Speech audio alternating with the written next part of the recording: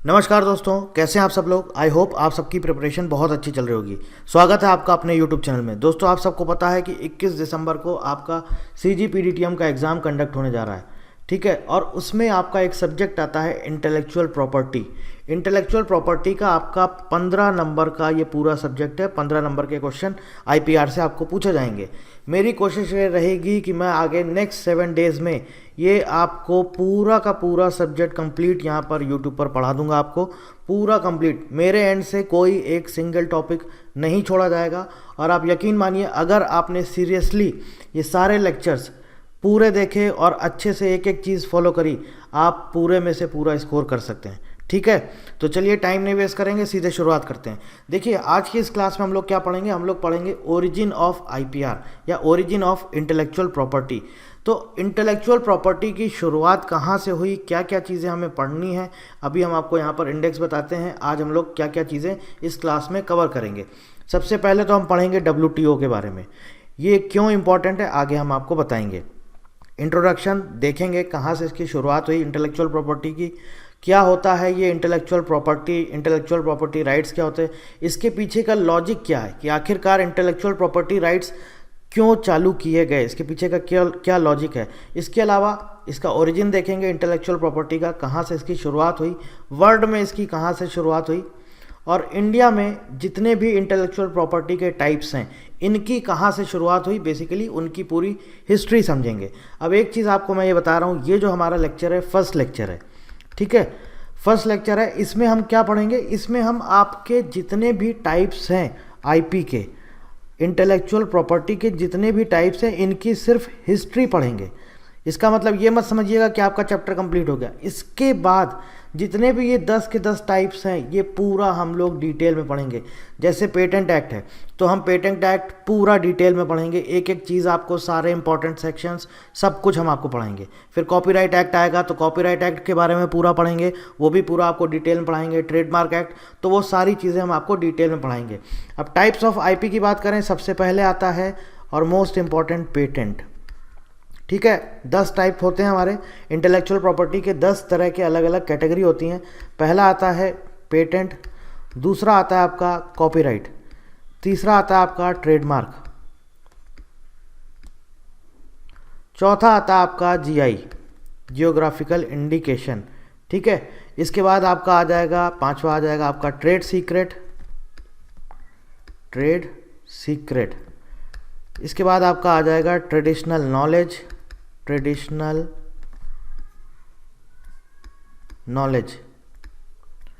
इसके बाद आपका आ जाएगा SICLD क्या है, semi conductor integrated circuits and layout design. इसके बाद आपका आएगा PPV एंड FR एक्ट, यानी कि प्लांट वैरायटीज़। इसके बाद आपका आ जाएगा डिज़ाइन में आ जाएगा इंडस्ट्रियल डिज़ाइन, आपका आ जाएगा इंडस्ट्रियल डिज़ाइन या ID बोलिए इसको, डिज़ाइन एक्ट जो बना है। और उसके बाद लास्ट में आएगा हमारा बायोडाइवर्सिटी कंजर्वेशन, ठीक है। तो ये 10 टाइप होते हैं हमारे किसके, इंटेलेक्चुअल प्रॉपर्टी के। आज हम इसकी पूरी हिस्ट्री पढ़ेंगे। पेटेंट एक्ट की शुरुआत कहाँ से हुई, कॉपीराइट कहाँ से आया, कब आया, इंडिया में ये सब सारी चीज़ें कब लागू हुई, और फर्दर आगे की क्लासेस में हम इन सारे के सारे टाइप्स को एक एक करके डिटेल में पढ़ेंगे, ठीक है। बस आपको यही बोलूँगा, आप सीरियसली एकदम पूरा देखिएगा और एक एक लेक्चर्स को सीरियसली फॉलो करिएगा। आप यकीन मानिए आप पूरा स्कोर करेंगे। चलिए आगे बढ़ते हैं। ये सारी चीज़ें आज का हमारा क्लास का कंटेंट रहेगा, हमारा ये इंडेक्स है, हम एक एक चीज़ डिटेल में पढ़ेंगे। सबसे पहले शुरुआत करते हैं WTO से, वर्ल्ड ट्रेड ऑर्गेनाइजेशन। इसके बारे में हम क्यों पढ़ रहे हैं ये हम अभी आपको बताते हैं। देखिए, वर्ल्ड ट्रेड ऑर्गेनाइजेशन WTO की अगर हम बात करें तो इसकी शुरुआत कब हुई है, इसकी शुरुआत मतलब कि बना कब है, ये बना है 1 जनवरी 1995 को। और जो कुछ भी मैं आपको बता रहा हूँ लिखते चलिएगा, अपने नोट्स बनाते चलिएगा। इसके आज की डेट में टोटल मेंबर हैं 164 मेंबर्स हैं। कितने मेंबर्स हैं, 164 मेंबर्स हैं। और ये जो आप लेफ्ट साइड में इसकी बिल्डिंग देख रहे हैं, ये इसका हेडक्वार्टर है, कहाँ पर है, जिनेवा स्विट्ज़रलैंड में इसका हेडक्वार्टर है। ये इसका लोगो है। और ये जो आप राइट साइड में फ़ोटो देख रहे हैं, ये इसकी डायरेक्टर जनरल हैं, पहली वुमेन डायरेक्टर जनरल हैं किसकी, WTO की।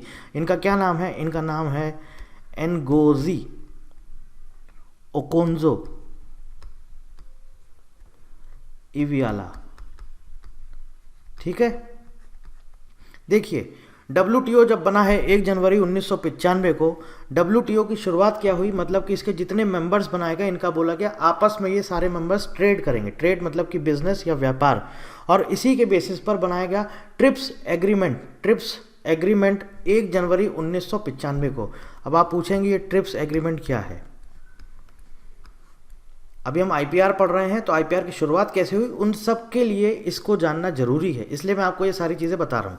ट्रिप्स देखिए क्या है, ट्रिप्स का मतलब होता है trade related aspects of intellectual property rights. Trade related aspects of intellectual property rights, इसका एब्रिविएशन भी याद रखिएगा और ये सारे डेट्स वगैरह भी याद रखिएगा। ये एग्रीमेंट क्या है, ये एक इंटरनेशनल एग्रीमेंट है जितने भी WTO के मेंबर्स हैं उनके बीच में। और ये कब से चालू हुआ है एग्रीमेंट, 1 जनवरी 1995। ये एग्रीमेंट क्या कहता है, ये एग्रीमेंट कहता है इन्होंने एक स्टैंडर्ड तय किया, इन्होंने एक स्टैंडर्ड तय किया और बोला कि हर कंट्रीज़ को, जो भी WTO के मेंबर हैं उनको इस एग्रीमेंट पर साइन करने होंगे और इस एग्रीमेंट को उन्हें फॉलो करना होगा। जो भी स्टैंडर्ड्स हमने दिए वो उनको फॉलो करने होंगे। तो इंडिया भी इसका मेंबर है WTO का। ट्रिप्स एग्रीमेंट पर भी इंडिया ने साइन किए हुए हैं। तो इन्होंने एक डेडलाइन रखी, इन्होंने डेडलाइन रखी दिसंबर 2004। ट्रिप्स एग्रीमेंट की ये डेडलाइन थी और उसने क्या बोला कि हर एक मेंबर कंट्रीज़ को अपने जो भी वो एक्ट बना रहे हैं उनको ट्रिप्स के रूल्स और रेगुलेशंस और स्टैंडर्ड्स को फॉलो करना है।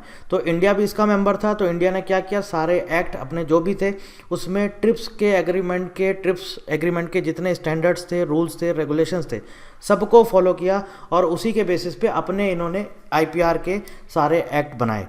और या तो उनमें दिसंबर 2004 तक अमेंडमेंट कर दिया, अगर मान लीजिए वो स्टैंडर्ड्स को फॉलो नहीं कर रहा था तो इंडिया ने उन एक्ट्स को अमेंडमेंट किया। अमेंडमेंट मतलब कि बदलाव किया, या तो अमेंडमेंट कर दिया या फिर उनको रिप्लेस कर दिया। ठीक है, तो इसलिए इसकी शुरुआत हुई ट्रिप्स की, और इसकी शुरुआत कहाँ से हुई, WTO से। ठीक है, WTO को आपको जानना जरूरी है। अब हम इंट्रोडक्शन देखते हैं, आखिरकार इंटेलेक्चुअल प्रॉपर्टी होता क्या है। आपके सामने है, देखिए इंटेलेक्चुअल प्रॉपर्टी। इंटेलेक्ट मतलब कि ह्यूमन का माइंड, ठीक है, इंटेलेक्ट मतलब कि ह्यूमन माइंड। तो intellectual property is a special category of property created by human intellect mind in the field of arts, literature, science, trade etcetera. Intellectual property को हिंदी में बोलते हैं बौद्धिक संपत्ति या बौद्धिक संपदा, मतलब कि जो ह्यूमन माइंड से क्रिएट होती है। सपोज आपने कोई चीज़ सोची, ऐसा नहीं कि कुछ भी आपका अब इंटेलेक्चुअल प्रॉपर्टी हो जाएगा, ऐसा नहीं है, उसकी भी एक कंडीशन है। क्या कंडीशन है कि जो भी ह्यूमन माइंड से चीज़ निकलेगी, मतलब कि अगर वो कोई इन्वेंशन करता है, कोई डिस्कवरी करता है, कोई चीज़ नई चीज़ क्रिएट करता है, तो उसकी क्या कंडीशन है, पहली कंडीशन है कि वो नॉवेल होना चाहिए। नॉवेल का मतलब होता है न्यू, नया, ठीक है, यूनिक होना चाहिए, किसी से भी कहीं मैच नहीं करता होना चाहिए, कुछ भी उसके सिमिलर नहीं होना चाहिए, और इनटेंजिबल होना चाहिए। इनटेंजिबल मतलब कि इनविजिबल, जिसे आप फील कर सकते हैं बस, ठीक है। इनविजिबल एंड इनडिविजिबल मतलब आप उसे छू नहीं सकते हैं, ठीक है। तो ये होना चाहिए। अगर ह्यूमन माइंड से कोई ऐसी चीज़ क्रिएट होती है, ऐसी चीज़ इन्वेंट होती है जो कि नई है, एकदम यूनिक है और इंटेंजिबल है, तो उसे हम क्या बोलेंगे, इंटेलेक्चुअल प्रॉपर्टी, ठीक है। टेंजिबल प्रॉपर्टी क्या होता है, जैसे कि जिन्हें आप छू सकते हैं, लैंड हो गया, हाउस हो गया, गोल्ड हो गया, कार हो गया, ये सब होती है टेंजिबल प्रॉपर्टी। इनटेंजिबल प्रॉपर्टी वही चीज़ जिसे आप छू नहीं सकते। तो मतलब कि ह्यूमन माइंड एक ऐसी चीज़ क्रिएट कर सकता है, ये जो क्रिएट करेगा, ये इन्वेंट करेगा, या डिस्कवर करेगा, जो कि नई होनी चाहिए, यूनिक होनी चाहिए, इंटेंजिबल होनी चाहिए, तो वो क्या होंगी, वो सारी चीज़ें बोली जाती हैं इंटेलेक्चुअल प्रॉपर्टी, ठीक है। अब देखिए इंटेलेक्चुअल प्रॉपर्टी राइट्स क्या होता है। Intellectual property rights are the privileges accorded to the creator / inventor of IP in conformance with the laws। कानून को ध्यान में रखते हुए जो भी इन्वेंटर ने या क्रिएटर ने अपनी जो भी चीज़ बनाई है, जो इन्वेंट करी, उस पर उसको जो अधिकार दिए जाते हैं, राइट्स दिए जाते हैं, प्रिविलेजेस मतलब अधिकार दिए जाते हैं, उसे हम क्या बोलेंगे, intellectual property rights. These rights are given to the creator / inventor in exchange for revealing the process of creation oblique invention in the public domain. मतलब कि जो राइट्स उन्हें दिए जाते हैं, क्यों दिए जाते हैं, उन्हें इसलिए दिए जाते हैं आपने जो चीज़ बताई है उसको आप पब्लिक डोमेन में रखिए। मतलब जो भी चीज़ आपने बनाई है, इन्वेंट करी है, डिस्कवर किया, उसको आप पब्लिक डोमेन में रखिए, उसके बदले में हम आपको राइट्स देंगे।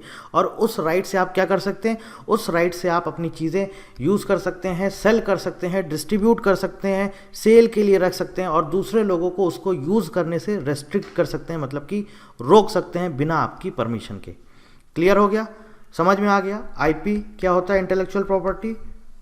क्लियर हो गया, आपको समझ में आ गया। जो कि आदमी के, इंसान के बुद्धि से जो चीज़ निकलती है, नई होती है, यूनिक होती है, इंटेंजिबल होती है, वो इंटेलेक्चुअल प्रॉपर्टी होती है। और इसी से रिलेटेड जब हम आपको इस पर एक अधिकार दे देते हैं, एक राइट्स दे देते हैं, ऐसा अधिकार कि आप ही सिर्फ उसको यूज़ कर सकते हैं, आप ही उसको बेच सकते हैं, आप ही उसको डिस्ट्रीब्यूट कर सकते हैं और कोई दूसरा आपकी परमिशन के बिना उसको यूज़ नहीं कर सकता, वो क्या हो जाएगा, वो हो जाएगा आपका IPR, इंटेलेक्चुअल प्रॉपर्टी राइट्स। ठीक, आगे देखते हैं। देखिए क्या लिखा हुआ है, the aforementioned rights do not apply to the physical object. देखिए जो राइट्स आपको दिए जाएंगे किसी फिजिकल ऑब्जेक्ट पे नहीं होते हैं अप्लाई। क्यों? सबसे पहला रीज़न देखिए, एग्जाम्पल दिया गया है बुक, कंप्यूटर और मोबाइल फ़ोन। इसका मैं आपको सिंपल सा लॉजिक बताता हूँ। जैसे मान लीजिए सपोज एक बुक है, आप सोच रहे हैं हम इस पर एक राइट ले लें। बुक पर राइट कभी नहीं मिलता है। राइट्स किस पर मिलते हैं, आपने बुक के अंदर जो कंटेंट लिखा है, ठीक है। जैसे मान लीजिए सपोज आपने कोई पोएम लिखी है, ये पोएम आपने खुद की है, आपकी, आपने खुद से बनाई है, आपने खुद से सोचा है, सोच के बनाई है और एक न्यू है, एकदम यूनिक है। कहीं पर भी कोई भी इससे मिलती जुलती सिमिलर कहीं पर भी पोएम नहीं है, तो आपको इस पर राइट्स मिलेगा, आप इसको कॉपीराइट करा सकते हैं, ठीक है। लेकिन जो बुक है उस पर आपको राइट्स नहीं मिलेंगे, बुक के अंदर जो कंटेंट। सेम ऐसे ही कंप्यूटर की अगर हम बात करें, कंप्यूटर पे किसी को भी राइट्स नहीं मिलते हैं, बट जो कंप्यूटर के अंदर जो लैंग्वेज यूज़ करी गई है या जो प्रोग्रामिंग सॉफ्टवेयर्स यूज़ किए गए हैं, है ना, आपको उसके ऊपर कॉपीराइट का राइट्स मिलते हैं, ठीक है। इसके बाद आता है आपका, देखिए broadly IP comprises of 2 branches, copyrights and related rights and industrial property rights. Copyright में आपका कॉपीराइट आ जाता है और इंडस्ट्रियल प्रॉपर्टी राइट्स में आपके बाकी जितनी भी चीज़ें बचती हैं, पेटेंट हो गया, आपका ट्रेडमार्क हो गया, ट्रेड सर्विसेज हो गया, ID हो गया, GI हो गया और जितने भी आपके SI CLT वगैरह, ये सब किस में आ जाते हैं, इंडस्ट्रियल प्रॉपर्टी राइट्स में। और कॉपीराइट्स में आपका आएगा कॉपीराइट्स, ठीक है। चीज़ें समझ में आ गई यहाँ तक। अब आता है सबसे इंपॉर्टेंट लॉजिक बिहाइंड IPR, मतलब कि ये क्या ज़रूरत पड़ी हमें इसकी, इंटेलेक्चुअल प्रॉपर्टी राइट्स की हमें ज़रूरत क्यों पड़ी। इसके पीछे ये बोला जाता है कि बहुत सारे फिलोसफर्स थे जिन्होंने अपनी अलग अलग थ्योरीज दी, ठीक है। बहुत सारे फिलोसफर्स थे जिन्होंने अपनी अलग अलग थ्योरीज दी और उन्होंने बताया, जैसे मान लीजिए सपोज एक लेबर थ्योरी है, जॉन लॉक ने इसकी क्या बोलते हैं, एक तरह से नींव रखी, किसकी, लेबर थ्योरी। अब देखिए अलग अलग टाइप की थ्योरीज होती हैं, मैं आपको सब कुछ बताऊंगा, मैं सिर्फ अभी आपको ये बता रहा हूँ इसके पीछे का लॉजिक क्या है कि IPR की ज़रूरत क्यों पड़ी। इन्होंने थ्योरी दी, सारे अलग अलग फिलोसफर्स थे, सब ने अलग अलग थ्योरी दी। उन्होंने क्या बोला, उन्होंने बोला कि अगर इंसान कोई चीज़ इन्वेंट कर रहा है या कोई चीज़ मान लीजिए क्रिएट कर रहा है, तो उसमें उसका लेबर लगता है, उसका श्रम लगता है ना, उसकी मेहनत लगती है। तो उसकी मेहनत लगती है तो उसके पीछे उसको एक प्रिविलेज या उसको एक राइट्स देना चाहिए, उसको एक अधिकार देना चाहिए, क्योंकि उसने अपने श्रम का यूज़ किया है, उसने अपने लेबर का यूज़ किया है। तो ऐसे कई सारे फिलोसफर्स ने अलग अलग थ्योरीज दी और उसके बेसिस पे फिर ज़रूरत पड़ी कि अच्छा हाँ, अब हमको IPR की ज़रूरत क्यों पड़ी। समझ में आ गया आपको, क्योंकि कई सारे फिलोसफर्स ने अलग अलग थ्योरी दी। किसी ने बोला कि अगर कोई सोसाइटी के लिए काम करता है, अच्छा काम कर रहा है, तो उसको रिवार्ड देना चाहिए, उसको प्राइज़ देना चाहिए, उसको कंपनसेशन मिलना चाहिए, क्योंकि उसने सोसाइटी की भलाई के लिए अच्छा काम किया है। तो इसलिए ज़रूरत पड़ी इंटेलेक्चुअल प्रॉपर्टी राइट्स की, ठीक है। अब कौन कौन सी थ्योरीज हैं देख लीजिए, आपके सामने हैं। देखिए ये आपको पूरा डिटेल में नहीं पढ़ना है, क्योंकि ये नहीं है, हमसे ये नहीं पूछेगा कि यूटिलिटेरियन थ्योरी क्या होती है, हमसे ये पूछेगा कि ये थ्योरी किसने दी, इस थ्योरी का जो प्रिंसिपल है वो किसने दिया, तो हमें ये जानना जरूरी है, ठीक है। तो मैं आपके सामने यहाँ पर लिख दे रहा हूँ जो जो इंपॉर्टेंट है। देखिए अभी अगर हम बात करें तो ये कई सारी थ्योरीज हैं, बहुत सारी, किसी किसी के प्रॉस थे, किसी किसी के कॉन्स थे, कोई काम की थी, कोई काम की नहीं थी। आज की डेट में अगर देखा जाए तो अगर आपसे कोई पूछता है बेसिकली थ्योरीज ऑफ आईपीआर कितने टाइप्स की थ्योरीज हैं, तो मोटे मोटे तौर पे देखा जाए सिर्फ 4 तरह की थ्योरीज हैं। यूटिलिटेरियन थ्योरी, और जिसे इंसेंटिव थ्योरी भी जाना जाता है, पर्सनहुड थ्योरी और personality based theory, natural rights theory या लेबर थ्योरी और मॉरल डेजर्ट थ्योरी भी इसे बोला जाता है, एथनिक एंड रिवॉर्ड थ्योरी। ये मेजर और मोस्ट इंपॉर्टेंट 4 थ्योरीज हैं। ठीक है, अब पहला आता है यूटिलिटेरियन और इंसेंटिव थ्योरी। ये किसने दी, ये आपको जानना जरूरी। बेंथम और मिल ने, इनका पूरा नाम मैं आपके सामने यहाँ पर लिख दे रहा हूँ, Jeremy Bentham. Jeremy Bentham philosopher थे, और उसके साथ साथ जॉन एस मिल। क्योंकि आपसे हो सकता है एग्जाम में ये पूछ ले यूटिलिटेरियन थ्योरी किसने दी। ठीक है, पहला हो गया। दूसरा क्या है, पर्सनहुड और पर्सनैलिटी बेस्ड थ्योरी। ये किसने दिया था, इमैनुअल कैंट एंड हेजल ने। Immanuel Kant and George Hegel, इनका दूसरे जो थे इनका नाम था जॉर्ज हेजल। ठीक है, नेचुरल राइट्स थ्योरी और लेबर थ्योरी, या जिसे मॉरल डेजर्ट थ्योरी भी जाना जाता है, जॉन लॉक। लॉकी भी कहीं कहीं बोलते हैं, लॉके। ठीक है, इसके अलावा एथनिक एंड रिवॉर्ड थ्योरी, इसमें कई सारे फिलोसफर्स थे जिन्होंने ऐसा ऐसा बोला कि अगर कोई एथनिक मतलब नैतिकता, अगर कोई सोसाइटी के लिए काम कर रहा है नैतिक तौर पर, उसका मतलब कि उसके मॉरल वैल्यूज़ भी उसमें इंक्लूड हो गई हैं, तो इसका मतलब है कि उसको उसके लिए रिवॉर्ड, उसको इनाम देना चाहिए, उसको कंपनसेशन देना चाहिए। प्रॉस्पेक्ट थ्योरी है। उसके अलावा शम्पीटेरियन थ्योरी है। ये किसने दी थी, शम्पीटर, ये आपके फिलोसफर थे, इन्होंने दी थी। ठीक है, सोशल प्लानिंग थ्योरी है, सोशियो इकोनॉमिक थ्योरी है। ठीक, बस ये आपको जना। प्रॉस्पेक्ट थ्योरी, ये भी हम आपको बता देते हैं, ये किसने दी थी, एडमंड थे, एडमंड किच फिलोसफर थे, इन्होंने ये थ्योरी दी थी। ठीक है, तो ये हैं सारी आपकी थ्योरीज। आईपीआर के पीछे का लॉजिक बताया जाता है कि इन्हीं थ्योरीज की वजह से ही आईपीआर की नींव पड़ी। जो इंटेलेक्चुअल प्रॉपर्टी को जो राइट्स दिए गए वो क्यों दिए गए, सीधी सी बात है। इन्होंने बोला कि जब कोई इंसान मेहनत कर रहा है, अपने लेबर का यूज़ कर रहा है, सोसाइटी की भलाई के लिए काम कर रहा है, तो उसको रिवॉर्ड देना चाहिए। उसको रिवॉर्ड कैसे देना चाहिए, रिवॉर्ड इन द सेंस उसको स्पेशल राइट्स देने चाहिए। तो इसलिए शुरुआत हो गई आईपीआर की। ठीक है, समझ में आ गया आपको, आगे चलते हैं। अब बात करेंगे ओरिजिन ऑफ इंटेलेक्चुअल प्रॉपर्टी। वो तो हमने पूछा था कि पढ़ा, अभी इसके पीछे का लॉजिक क्या है, कि मतलब उसकी क्यों ज़रूरत पड़ी। अब हम क्या पढ़ रहे हैं, अब हम पढ़ रहे हैं ओरिजिन ऑफ आईपी, शुरुआत इसकी कहाँ से हुई। सबसे पहले देखिए, इसका एज सच कोई ऑफिशियल रिकॉर्ड नहीं है। ऑफिशियल रिकॉर्ड हमें मिलता है 1623 से, 1623 से। इसके पहले तक कोई ऑफिशियल रिकॉर्ड नहीं है। ऐसा बोला जाता था कि 500 बिफोर द कॉमन एरा, यानी कि 500 BCE में जो आपका साइबरिस, ये आपका ग्रीस का स्टेट है, और इसके नेटिव यानी कि इसके आसपास के जो भी स्टेट्स थे या कंट्रीज़ थे, इन्होंने बोला कि हम अगर कोई चीज़ इन्वेंट करता है तो उसको 1 साल के लिए प्रोटेक्शन देंगे। मतलब कि पहले जो प्रोटेक्शन दिया जाता था, राइट्स दिए जाते थे, उसमें प्रोटेक्शन 1 साल का होता था। बट एज सच कहीं पर भी ऑफिशियल रिकॉर्ड नहीं है। ऑफिशियल रिकॉर्ड की शुरुआत होती है 1623 से। In 1623, Britain passed an intellectual property legislation which entitled guilds, association of artisans or merchants to create innovations and bring them to market for trade purposes। मतलब ब्रिटेन ने इसकी शुरुआत करी इंटेलेक्चुअल प्रॉपर्टी लेजिस्लेशन, यानी कि बौद्धिक संपदा विधेयक। लेजिस्लेशन मतलब विधेयक। क्यों शुरुआत करी, इसलिए ताकि लोग ज़्यादा से ज़्यादा इनोवेशंस कर सकें और उसको मार्केट में हम यूज़ कर सकें ट्रेड पर्पस के लिए, मतलब कि बिजनेस पर्पस के लिए। ठीक है, लेकिन इसका क्या हुआ, इसका पब्लिक में बहुत नाराज़गी, रेसेंटमेंट मतलब कि नाराज़गी, बहुत अपोज हुआ, इसका विरोध हुआ इसका।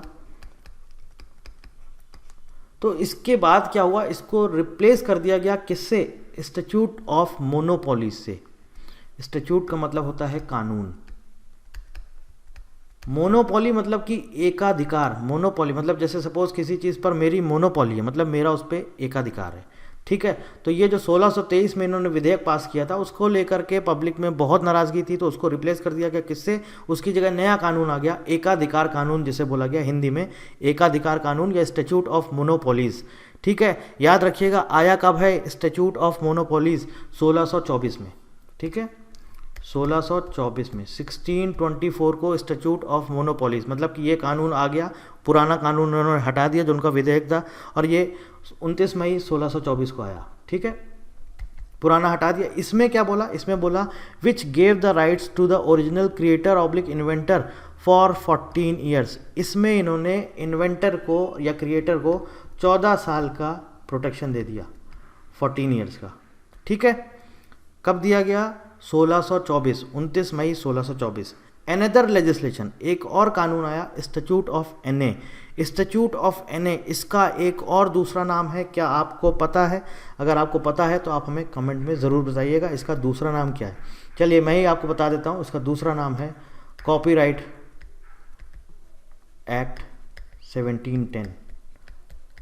1710 में आया स्टैट्यूट ऑफ एनए, एनए का कानून ब्रिटिश पार्लियामेंट में पास हुआ 1710 में। इन्होंने क्या बोला, इन्होंने बोला कि हम जो हमारा ये इन्वेंटर है या जिसे हम बोल सकते हैं क्रिएटर है, इसको अनदर 14 साल के लिए, अनदर 14 ईयर्स के लिए इसको हम प्रोटेक्शन देंगे। मतलब कि 14 साल तक का तो है ही है, उसके बाद फिर नेक्स्ट 14 ईयर्स के लिए वो उसको रिन्यू करा सकता है। ठीक है, स्टैट्यूट ऑफ एनए 1710 में आया। चलिए इस पर बेस्ड एक क्वेश्चन है हमारा, when statute of monopolies commenced, मतलब कि ये जो एकाधिकार कानून है कब लागू हुआ है? तो करेक्ट आंसर आपको पता चल ही गया होगा, मैंने बता दिया है, 29 मई 1624। 29 मई 1624। देखिए उस टाइम पर जो ब्रिटेन में जो गवर्नमेंट थी वो गवर्नमेंट नहीं चलती थी, उस टाइम पर बोलते थे ब्रिटिश एम्पायर बोलते थे, या उस टाइम पर किंग्स होते थे, है ना, रॉयल्स बोला जाता था उन्हें। अगर आपसे पूछा जाए इसकी मान्यता कब इसे दी गई है, तो इसे मान्यता दी गई है 12 फरवरी 1624। मान्यता इन द सेंस इंट्रोड्यूस किया गया था, इसे रॉयल एसेंट दिया गया था, रॉयल एसेंट दिया गया इस कानून को 12 फरवरी 1624। लेकिन ये लागू कब हुआ है ये इंपॉर्टेंट है, 29 मई 1624। 29 मई 1624 को ये लागू हुआ है। ठीक है, आगे चलते हैं next question, when statute of Anne commenced. Statute of Anne मतलब कि एनए का कानून ये कब लागू हुआ है? करेक्ट आंसर है 10 अप्रैल 1710। याद रखिएगा 10 अप्रैल 1710। और इसे मैंने आपको बताया, इसे दूसरा किस नाम से जाना जाता है?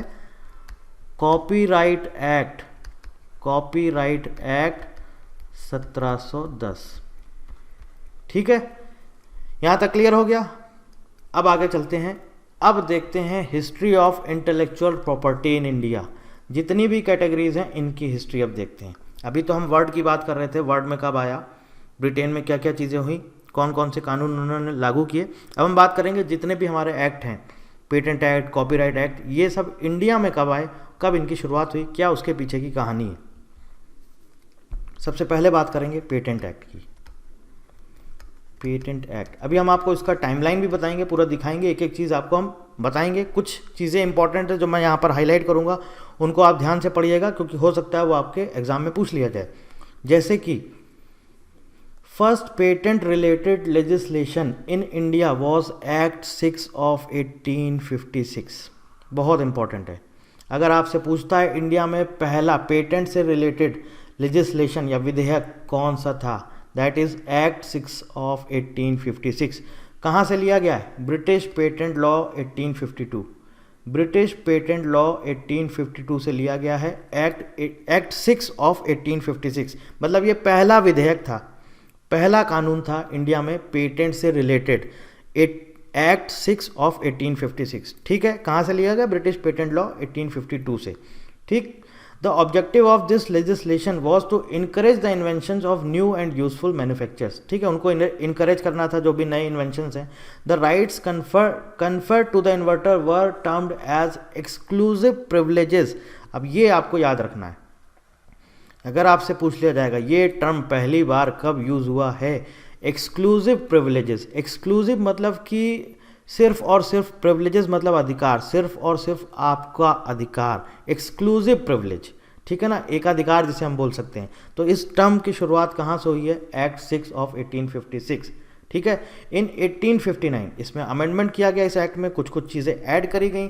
जैसे कि क्या बोला गया? बोला गया हम एक्सक्लूसिव प्रिविलेज देंगे, जो भी इन्वेंटर्स हैं उनको प्रायोरिटी टाइम को हम 6 महीने से बढ़ा के 12 महीने कर देंगे, और जो हमारे इम्पोर्टर्स हैं इनको हम इन्वेंटर की डेफिनेशन से हटा देंगे। ठीक है, 1859 में सबसे पहले शुरुआत हुई 1856 से।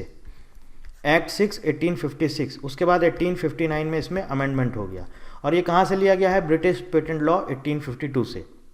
Few years later, it was felt that design could also pass the criteria of the invention and thus should be included in the Patent Act. ऐसा महसूस हुआ कि जो डिज़ाइन है ये भी एक तरह से पेटेंट में इंक्लूड किया जा सकता है। तो जो हमारा एक्ट था यहाँ पर, कौन सा? एक्ट 6 ऑफ 1856, और इसके बाद इसका 59 में अमेंडमेंट हुआ। उसके बाद क्या हुआ? इसको फर्दर रीनेम कर दिया गया, किस नाम से? Patterns and designs protection act, patterns and design protection act 1872, under act 13 of 1872। Act 13 of 1872, the patterns and design protection act. देखिए कंफ्यूज मत होइए, अभी हम आपको टाइमलाइन दिखाएंगे, आपको चीज़ें क्लियर हो जाएंगी। This act was further amended in 1883, दोबारा से फिर से अमेंडमेंट हुआ, और वो क्या बना? वो बना 16, एक्ट 16 ऑफ 1883। ठीक है, ये अमेंडमेंट हुआ है। और इसमें क्या किया गया? इसमें बोला गया हमें इसमें इन्वेंशन में नोवेल्टी ऐड किया गया, इसमें provision of protection for novelty, मतलब कि जो नया इन्वेंशन था उसको प्रोटेक्शन के लिए उसमें एक प्रोविज़न ऐड किया गया, इसमें ये अमेंडमेंट हुआ। At the beginning of the 20th century, all the earlier acts related to inventions and designs were done away with the introduction of the Indian Patents and Design Act 1911, Act 2 of 1911। यानी कि जो ये 1883 में इसका amendment हुआ, इसके बाद क्या हो गया? इसके बाद ये आ गया हमारा Indian patents and design act 1911, act 2 of 1911। क्या आ गया?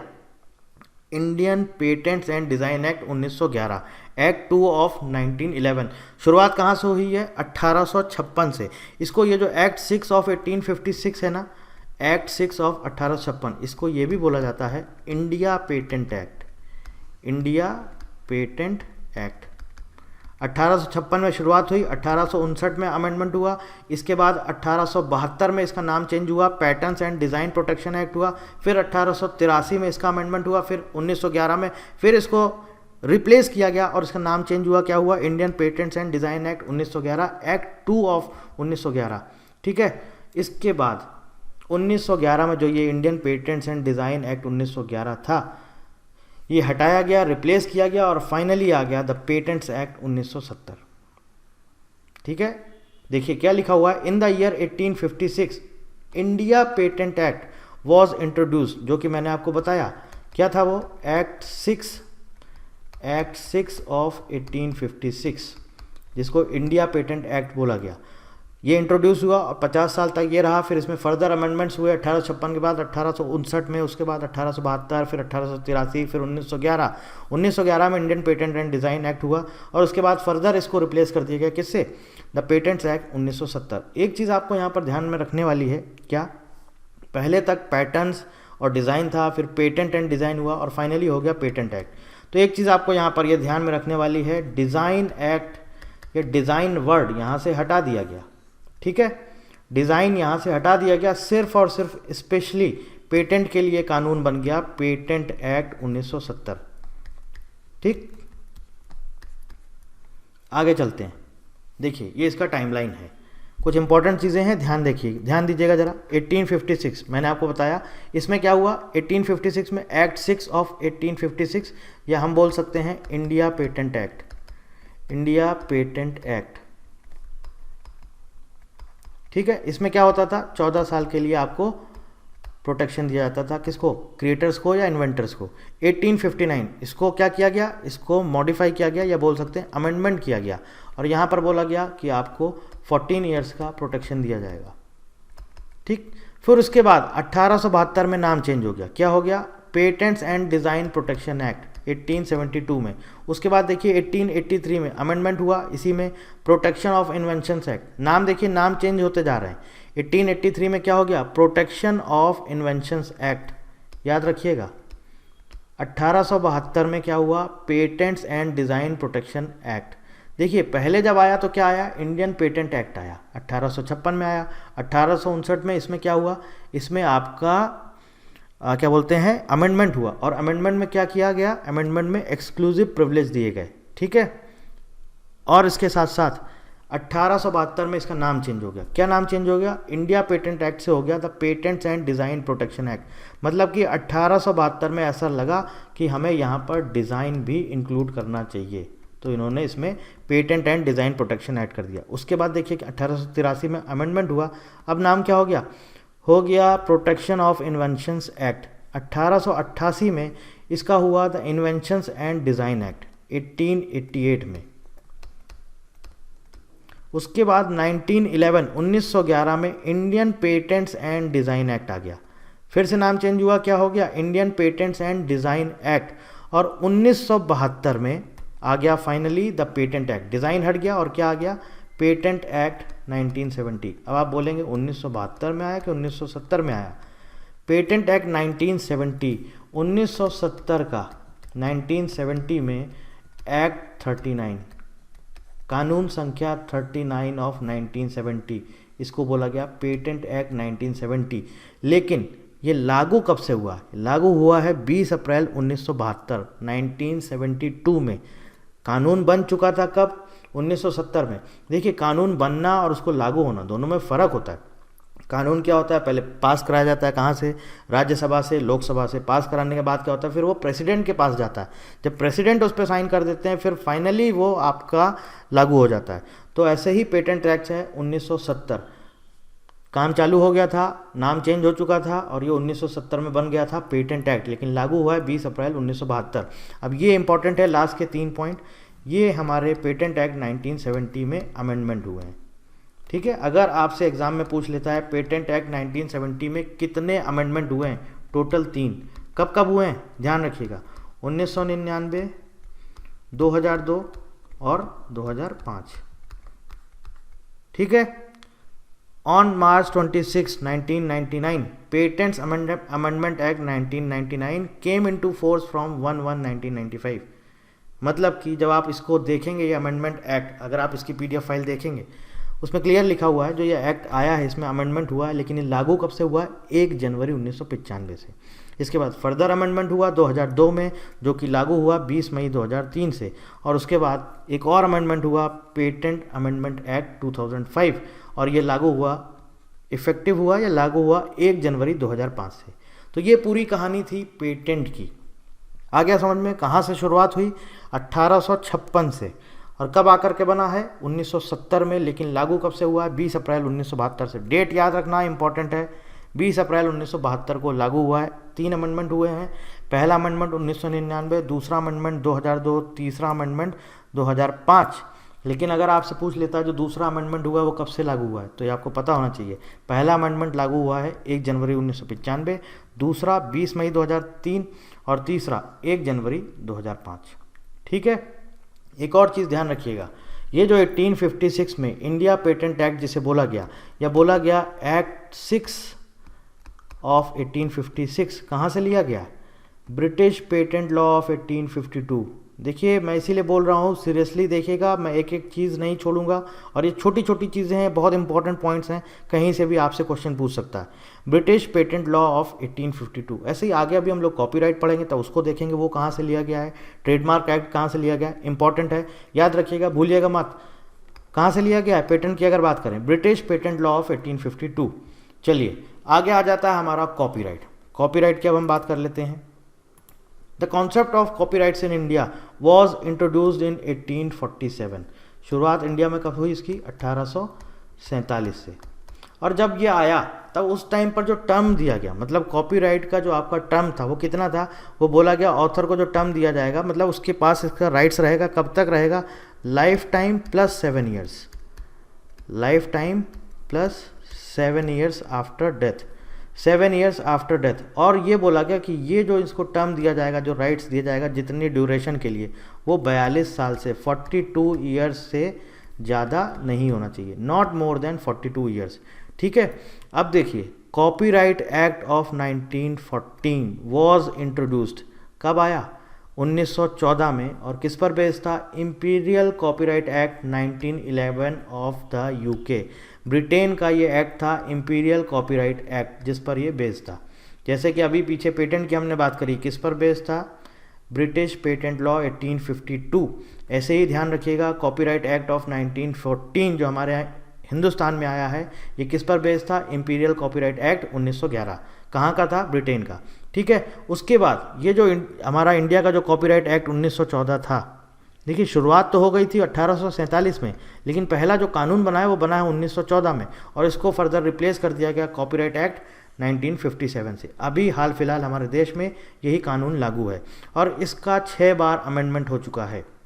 1983, 1984, 1992, 1994, 1999 और 2012, 1983, 1984, 1992, 1994, 1999 एंड 2012।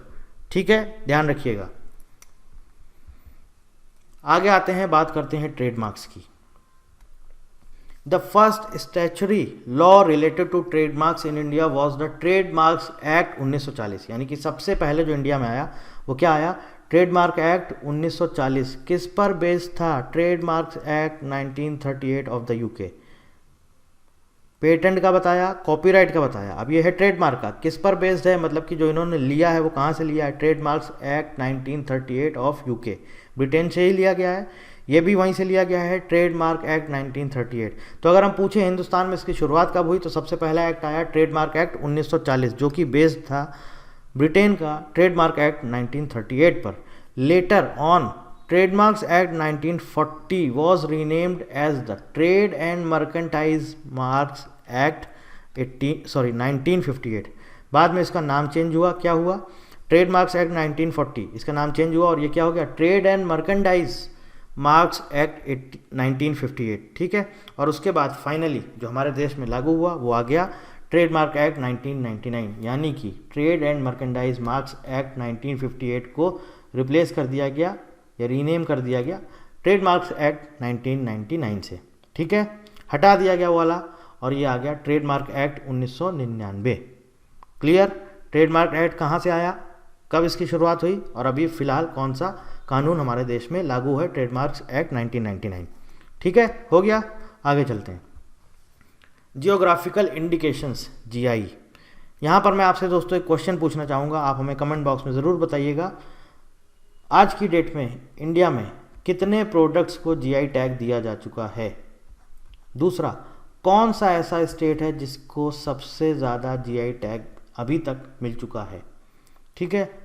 तीसरा क्वेश्चन, पहला कौन सा प्रोडक्ट था जिसको जीआई टैग दिया गया है? आप हमें कमेंट बॉक्स में ज़रूर बताइएगा। India as a member of WTO enacted the geographical indication of goods act 1999। अब देखिए, अब यहाँ पर देखिए, अभी हम आपको एक चीज़ बताते हैं। जो एक्ट आया इंडिया में सबसे पहला, जीआई एक्ट 1999, शुरुआत हुई है यहीं से इसकी। लागू कब हुआ है? 15 सितंबर 2003 को। कब लागू हुआ है? 15 सितंबर 2003। It came into force with effect from 15 सितंबर 2003। देखिए यहाँ पर एक इंपॉर्टेंट चीज़ लिखी हुई है, Geographical indications have been defined under Article 22(1) of the WTO Agreement on TRIPS। अब आपको समझ में आया मैंने आपको ट्रिप्स और WTO क्यों बताया था। जीआई जो है ये कहाँ पर डिफाइन है? आपसे अगर क्वेश्चन पूछ लेता है कि बताइए ट्रिप्स एग्रीमेंट के किस आर्टिकल में जीआई डिफाइन किया गया है? आर्टिकल 22(1). ठीक है, क्या लिखा हुआ है? Geographical indications are for the purposes of this agreement indications which identify a good as originating in the territory of a member. देखिए, जोग्राफिकल मतलब कि किसी स्पेसिफिक रीजन की बात कर रहे हैं। इंडिकेशन मतलब कि इंडिकेट करना, किसी स्पेसिफिक रीजन या किसी स्पेसिफिक एरिया को अगर ये इंडिकेट कर रहा है तो बात किसकी हो रही है? जोग्राफिकल इंडिकेशन की। तो जो जीआई टैग दिया जाता है वो किस प्रोडक्ट को दिया जाता है? उसी प्रोडक्ट को दिया जाता है जो पर्टिकुलर उस एरिया को डिफाइन कर रहा है। ठीक है ना। आगे जैसे सबसे पहले हम आपको बता देते हैं, सबसे पहला जो जीआई टैग दिया गया है वो किसको दिया गया है? दार्जिलिंग टी को। दार्जिलिंग टी को। तो आपको ये समझ में आ जाना चाहिए, ये जो प्रोडक्ट है दार्जिलिंग टी, ये स्पेसिफिक दार्जिलिंग जगह को, वो जो एरिया है, वो जो रीजन है, उसको डिफाइन कर रहा है। ठीक है, यही चीज़ यहाँ पर लिखी हुई है। Identify a good as originating in the territory of a member or a region or locality in that territory where a given quality, reputation or other characteristic of the good is essentially attributable to its geographical origin कहाँ पर define है? Article 22 TRIPS agreement, article 22(1). ठीक है, शुरुआत कब हुई है? 1999 में लागू कब हुआ है? 15 सितंबर 2003 को। आगे बात करते हैं ट्रेड सीक्रेट की। तो दोस्तों ट्रेड सीक्रेट के बारे में हम आपको बता देते हैं। ट्रेड सीक्रेट को लेकर के हमारे देश में एज सच कोई कानून अभी तक नहीं है, लेकिन कुछ ऐसे कानून हैं जो इसको प्रोटेक्ट करते हैं, जैसे कि contract law, copyright law, law of equity and common law. ठीक है, अब आप बात कर, ये ट्रेड सीक्रेट है क्या? ट्रेड सीक्रेट वर्ड से आपको समझ में आ रहा होगा जहाँ पर ट्रेड को सीक्रेट रखा जाता है। सबसे अच्छा एग्जाम्पल है कोका कोला। कोका कोला ने आज तक वर्ल्ड में किसी को नहीं बताया है कि वो अपना मिक्सचर कैसे बनाते हैं। समझ गए? ये सबसे अच्छा एग्जाम्पल है इसका, कोका कोला। इनका जो ये कोल्ड ड्रिंक्स बनाते हैं, ये मिक्सचर कैसे तैयार होता है आज तक ये सीक्रेट है, किसी को नहीं पता। और ये किस में आता है? ट्रेड सीक्रेट में। ट्रेड सीक्रेट के तहत भी प्रोटेक्शन मिलता है, वो सब हम आगे पढ़ेंगे। ठीक है, नेक्स्ट आता है SICLD। ये क्या है? Semi conductor integrated circuits and layout design. Various organizations including WTO and TRIPS agreement laid down rules and regulations regarding the protection of semiconductor integrated circuits and layout designs SICLD. India, being a member of the WTO, also passed an act called the SICLD Act 2000. Trips ने कुछ standard तय किए हैं SICLD के लिए और India भी उसका मेंबर है। तो जैसा कि मैंने आपको बोला, ट्रिप्स ने एक डेडलाइन दी थी कि दिसंबर 2004 तक आपको अपने सारे कानून बना लेने हैं, या जो बन चुके हैं उनमें अमेंडमेंट कर लेना है। तो फाइनली इन्होंने SICLD एक्ट भी बना लिया। कब आया है? 2000 में SICLD act 2000। The act is trips compliant and fulfils the conditions of the trips agreement articles 35 to 38 concerning the protection of SICLD। Trips agreement का आर्टिकल है 35 से लेकर के 38 पर। वहाँ पर जो कंडीशंस लिखी हुई हैं, जो स्टैंडर्ड्स दिए गए हैं, जो रूल्स दिए गए हैं, उसको फॉलो करता है ये SICLD एक्ट 2000। ठीक है, plant varieties. The Indian patents act 1970, जो इंडियन पेटेंट एक्ट था, patent act, Indian patents act, या जिसे आप बोलिए patent act 1970, excluded plants and animals in whole or any part thereof other than microorganisms from patentability in 1999 amendments। मतलब क्या है? जो पेटेंट एक्ट 1970 आया है हमारा, जब इन्होंने 1999 में इसमें अमेंडमेंट किए, अमेंडमेंट मतलब कि बदलाव किए, कुछ चेंजेस किए, उसमें इन्होंने बोला कि प्लांट्स और एनिमल्स, इनको हम पेटेंट नहीं करा सकते, इसलिए इन्होंने उसमें से ये हटा दिया। प्लांट्स और एनिमल्स को, माइक्रो ऑर्गेनिज्म को रखा, लेकिन प्लांट्स और एनिमल्स को इन्होंने हटा दिया और बोला कि इसको हम पेटेंट नहीं करा सकते हैं। ये 1999 के अमेंडमेंट में हुआ है, तो वो हटा दिया गया वहाँ से। अब उसके बाद देखिए क्या हुआ। To comply with the mandate of article 27.3b of TRIPS, India adopted the PPV and FR act. ठीक है, 2001 एज अ सुई जेनरिस सिस्टम। देखिए PPV क्या है? Plant protection of varieties. ठीक, या प्लांट वेराइटीज़ प्रोटेक्शन आप बोल सकते हैं। एंड FR मतलब कि फार्मर राइट्स। एज अ सुई generis system protecting not only new plant varieties but also farmers rights. तो अब क्योंकि इंडिया ने वो हटा दिया, लेकिन ट्रिप्स ने बोला कि आप, ट्रिप्स का जो स्टैंडर्ड्स था, ट्रिप्स ने बोला कि आपको तो लाना ही पड़ेगा कोई ना कोई कानून। तो ट्रिप्स का आर्टिकल 27.3b के अकॉर्डिंग इंडिया ने कौन सा एक्ट अडॉप्ट किया? वो किया PPV एंड FR एक्ट 2001। यानी कि ये जो इससे रिलेटेड जो एक्ट आया हमारा, वो आया plant protection variety and farmers right act 2001। ठीक है, और देखिए इसको अडॉप्ट किस बेसिस पे किया? एज अ सुई जेनरिस सिस्टम। ये एक टर्म होता है लॉ की लैंग्वेज में, जिसका मतलब होता है ऑफ इट्स ओन काइंड, मतलब अपनी तरह का। ठीक है, अब देखिए यहाँ पर क्लियरली लिखा हुआ है 3b, members may also exclude from patentability plants and animals other than micro organism. यहाँ पर लिखा हुआ है क्लियरली, और इसके साथ साथ ये भी लिखा हुआ है, members shall provide for the protection of plant varieties either by patents or by an effective sui generis system or by any combination thereof. ये तो बोला कि आप इसको हटा दीजिए, आप हटा सकते हैं, तो इन्होंने हटा तो दिया, लेकिन ये भी बोला गया कि आपको को जो प्लांट की वैरायटीज़ हैं उनको प्रोटेक्शन देना पड़ेगा, या तो पेटेंट के थ्रू या कोई सुई जेनरिस सिस्टम के थ्रू या दोनों के थ्रू। तो इंडिया ने बोला कि नहीं, हम पेटेंट के थ्रू नहीं देंगे, हम सुई जेनरिस सिस्टम के थ्रू इनको प्रोटेक्शन देंगे। और उसके लिए इन्होंने क्या चालू कर दिया, PPV एंड FR एक्ट 2001। ठीक, क्लियर। आगे बात करते हैं इंडस्ट्रियल डिज़ाइन की। ये भी बहुत इंपॉर्टेंट है और बहुत मज़ेदार है। ये वही चीज़ है जो डिज़ाइन है, पेटेंट से जो डिज़ाइन हटाया गया है, कुछ वही कहानी है। देखिए, the need to protect industrial designs was recognized in the 18th century and the Indian legislation enacted patterns and design act in 1872 for the first time.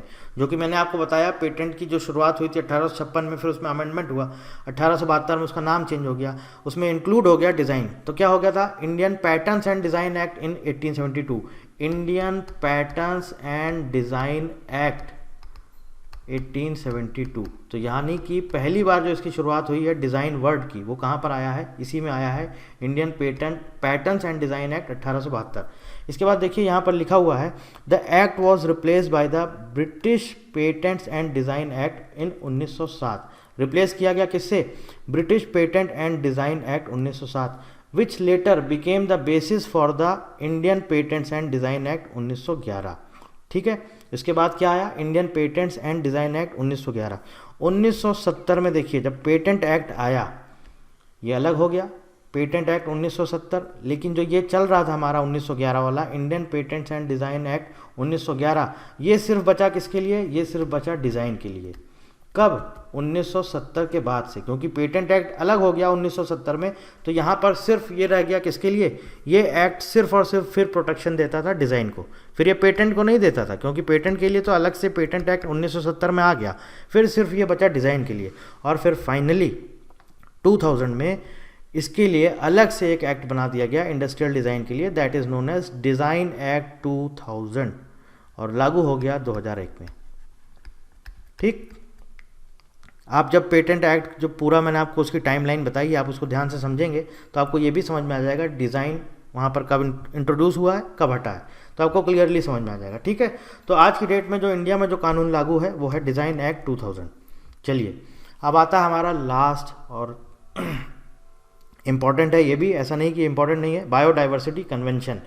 इसकी शुरुआत कैसे हुई, तो ये हुआ कि जो बायोडाइवर्सिटी, या आप बोल सकते हैं बेसिकली जिसे हम नेचर बोल सकते हैं, कहाँ से इसकी शुरुआत हुई। सबसे पहले आया इंडियन फॉरेस्ट एक्ट 1927 और wild life protection act 1972 was enacted, लागू किए गए, to provide legal protection to biodiversity. मतलब कि शुरुआत कहाँ से हुई, इंडियन फॉरेस्ट एक्ट 1927 और वाइल्ड लाइफ प्रोटेक्शन एक्ट 1988 में नेशनल फॉरेस्ट पॉलिसी बनी, ये पास हुई 1988 में, 1988 में। ठीक है, और उसके बाद फाइनली 2002 में biological diversity act 2002 introduced as per the convention on biological diversity और बायोडाइवर्सिटी कन्वेंशन 1992। अब इसकी अगर हम बात करें तो इंडिया में बायोलॉजिकल डाइवर्सिटी एक्ट आया 2002 में, यानी कि ये एक्ट कब आया, 2002 में आया नहीं है। शुरुआत कब हुई थी, शुरुआत हुई थी 1927 वाले फॉरेस्ट एक्ट से और 1972 वाइल्ड लाइफ प्रोटेक्शन एक्ट। उसके बाद 1988 में इन्होंने बोला कि हम एक फॉरेस्ट के लिए उससे रिलेटेड एक पॉलिसी लाते हैं जो फर्दर इसमें कुछ चेंजेस करेंगे हमारे बायोडाइवर्सिटी के कंजर्वेशन के लिए, तो उन्होंने नेशनल फॉरेस्ट पॉलिसी ले आए और फिर उसके बाद उन्होंने एक कानून बना दिया 2002 में जिसका नाम दे दिया बायोलॉजिकल डाइवर्सिटी एक्ट 2002। ये कानून आया कहाँ से, देखिए लिखा हुआ है ना, introduced as per the convention on biological diversity CBD और बायोडाइवर्सिटी कन्वेंशन। बायोडाइवर्सिटी कन्वेंशन 1992 में हुआ था ब्राज़ील में रियो डी जेनेरियो में। ये कन्वेंशन हुआ था 1992 में, 1992 में यहाँ पर एक अर्थ समिट हुआ था, अर्थ समिट 1992। ठीक है, उसमें ये कन्वेंशन मतलब कि एग्रीमेंट, वहाँ पर समिट जो हुई थी 1992 में अर्थ समिट, वहाँ पर एक एग्रीमेंट हुआ, एक समझौता हुआ और उसको नाम दिया बायोडाइवर्सिटी कन्वेंशन। वो क्या था, उसमें उन्होंने बोला कि जो ये समझौता है बायोडाइवर्सिटी कन्वेंशन, जितने भी यूनाइटेड नेशंस के मेंबर्स हैं, मतलब कि जितने इसके सदस्य देश हैं, कितने हैं 193, आज की डेट में 193 हैं। UN की बात करें तो आपको पता होना चाहिए इसका हेडक्वार्टर कहाँ पर है, चलिए आप बताइएगा कमेंट में, इसका हेडक्वार्टर, यूनाइटेड नेशंस का हेडक्वार्टर कहाँ पर है, इसकी शुरुआत कब हुई है, ये भी आप हमें कमेंट बॉक्स में बताइएगा। 24 अक्टूबर 1945 को इसकी शुरुआत हुई है। यूनाइटेड नेशंस बना है 24 अक्टूबर 1945। तो इन्होंने क्या बोला कि इस एग्रीमेंट में जो भी ये मेंबर कंट्रीज़ हैं, 193 मेंबर कंट्रीज़ हैं, इनको बायोडाइवर्सिटी या फिर जो भी नेचर है इसको प्रोटेक्शन देना पड़ेगा। और इन्होंने फाइनली जो ये कन्वेंशन आया 1992 में, इन्होंने लागू कर दिया 29 दिसंबर 1993 को सारे मेंबर्स कंट्रीज़ के लिए, कि आपको बोल दिया कि आपको ये स्टैंडर्ड्स फॉलो करने पड़ेंगे, आपको प्रोटेक्शन देना पड़ेगा। तो सारे कंट्रीज़ जो भी यूनाइटेड नेशंस के मेंबर्स हैं, सब ने उसको फॉलो करते हुए अपने अलग अलग देशों में अपने अपने कानून बना लिए। उसी में से एक था हमारा इंडिया, जिसने बना दिया बायोलॉजिकल डाइवर्सिटी एक्ट 2002। एक और यहाँ पर इंपॉर्टेंट पॉइंट है, वो ये है कि United states of America, USA, इसका मेंबर नहीं है। किसका? बायोडाइवर्सिटी कन्वेंशन का। ये मत सोचिएगा कि यूएन का नहीं है, बायोडाइवर्सिटी कन्वेंशन इन्होंने लागू ही नहीं किया है, इसका ये मेंबर नहीं है। ठीक है, तो एक्सेप्ट यूएसए, बाकी सारी कंट्रीज़ ने अपने अपने देशों में अलग अलग कानून बना दिया है। तो ये था हमारा पूरा इसका इतिहास, किसका? इंटेलेक्चुअल प्रॉपर्टी का। कब कब आया, कब कब लागू हुआ, क्या क्या इंपॉर्टेंट चीज़ें हैं, मैंने सारी कुछ आपसे इस लेक्चर में डिस्कस करी है। आई होप आपको ये लेक्चर समझ में आया होगा, अच्छा लगा होगा। आगे और मज़ा आएगा और इंटरेस्टिंग चीज़ें आपको बताऊंगा। अब जो मैंने आपको ये टाइप्स बताए हैं, इतिहास तो बता दिया, जो जो इम्पोर्टेंट था वो भी बता दिया। अब आता है हमारा असली सब्जेक्ट, अब शुरू होता है जब हम एक एक टाइप को डिटेल में पढ़ेंगे। ठीक है, बाकी कोई जानकारी चाहते हैं, कुछ पूछना चाहते हैं तो आप कमेंट करके पूछ सकते हैं। कुछ अपने एंड से कुछ और एक्स्ट्रा ऐड करना चाहते हैं, कुछ और सजेशन देना चाहते हैं कि आपको ऐसे नहीं वैसे पढ़ाना है, कुछ और फर्दर आप एडवाइस चाहते हैं, जो कुछ भी है आप हमें कमेंट करके ज़रूर बताइएगा। So thank you very much and thank you for watching.